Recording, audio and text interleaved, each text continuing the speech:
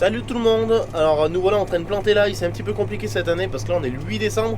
D'habitude j'aime mieux le planter autour du 10-15 novembre. Cette année il a fait que de pleuvoir, donc on pouvait même pas rentrer dans les champs pour labourer ni quoi que ce soit, c'était très compliqué. Donc on a réussi à labourer hier avant-hier. Ça passe pas partout parce que c'est quand même humide, mais bon c'est comme ça. On a attaqué, donc hier matin j'ai attaqué à passer un coup de vibro. On a attaqué à planter hier après-midi à quelle heure c'était, 15h30, 16h. Vers 15h30, 16h. Benjamin a planté depuis hier après-midi jusqu'à maintenant, il est 8h du matin. Donc il a fait toute la nuit, là je le remplace. Pourquoi on a tourné toute la nuit? Parce qu'il annonce la pluie cet après-midi. Et on n'a pas envie de se faire couillonner encore une fois. Donc là je suis dans un terrain qui s'est un peu moins bien préparé que le reste parce que c'est des terres un petit peu plus argileuses.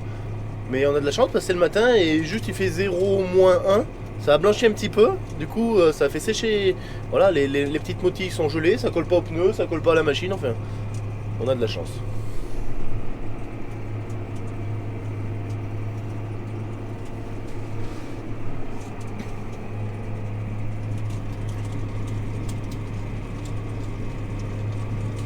Alors, la planteuse c'est une planteuse Herm, c'est une 7 rangs mécanique. Alors pourquoi mécanique? Il existe deux types de planteuses, des mécaniques et des pneumatiques. Les pneumatiques grosso modo c'est avec des disques qui fonctionnent par aspiration comme un gros semoir à monograine, parce que le cailleux forcément c'est un petit peu plus lourd qu'une graine de maïs. Et la mécanique, c'est tout simplement une cuillère ou une pince qui va venir attraper cailleux par cailleux. La différence c'est qu'on va être un petit peu moins précis, un petit peu moins régulier avec la mécanique. Franchement il n'y a vraiment pas de mal. Et la grosse différence c'est qu'avec une mécanique c'est très compliqué de faire du dévers. Du moment qu'il y a de la pente, la cuillère elle attrape mal le cailleux. Elle attrape mal le cailleux. Bon, moi je suis pas embêté par les dévers à la maison, donc c'est pour ça qu'on a opté pour une mécanique. Mais franchement j'en suis très content. Pour le boulot que ça fait, il y a un très bon rapport qualité-prix, c'est un peu moins cher, même beaucoup moins cher qu'une pneumatique. Donc il n'y a rien à dire.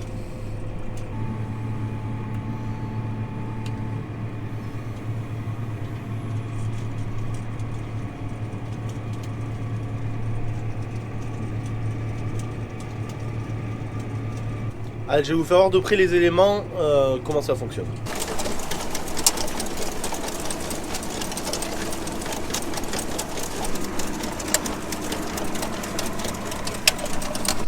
Voilà, donc rien de bien compliqué, hein, la cuillère qui attrape le cailleux, qui vient le déposer en bas, il part dans l'arrêt. Donc en profondeur, je suis autour de 2 doigts, entre des fois 3 doigts, quoi. On n'est peut-être pas très régulier, surtout que le terrain c'était un peu moins bien préparé, mais il n'y a vraiment pas de mal. Et une grosse différence aussi entre la mécanique et la pneumatique, c'est le bruit. Je serai à côté d'une pneumatique, je ne pourrais pas du tout vous parler ici parce qu'il y a une turbine, une très grosse turbine, parce que vous imaginez bien que pour aspirer les cailleux, c'est pas une petite turbine comme un semoir à maïs classique. Et ça fait un bruit de fou. Ça fait aussi une contrainte quand on travaille la nuit à côté des voisins. Donc la mécanique est une très bonne solution pour nous.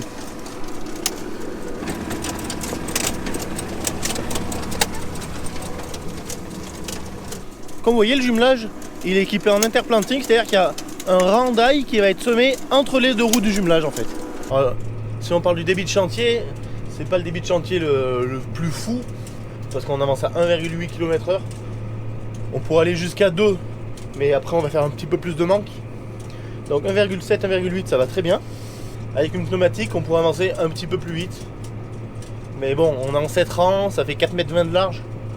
On fait déjà du débit de chantier, il n'y a pas à se plaindre. Bon, ben mon stagiaire m'a dit qu'il faisait 2 allers-retours avant de refaire le plein des trémies. Moi, plus malin que tout le monde, j'ai voulu faire 3 allers-retours. Ah ben voilà, il me manque 100 mètres. Promis Benjamin, je t'écouterai la prochaine fois. Allez, on va faire le plein. Alors faire le plein, c'est un petit peu long. Ça prend une dizaine de minutes. Les cailloux sont en vrac dans des palox. Et je remplis au seau, avec un seau, je remplis les trémies élément par élément.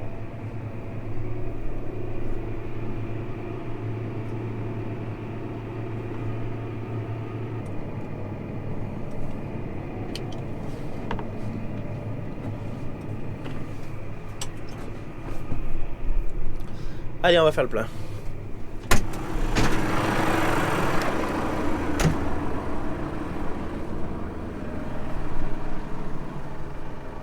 Alors voilà comme ça se présente.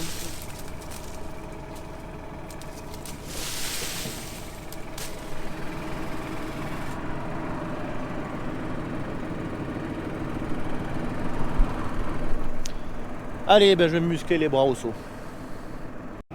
Et ben voilà, j'ai pris chaud, mais bon, les trémies sont pleines. Et maintenant, je répare ma bêtise. Je replante ce bout de ligne où j'avais passé de cailleux.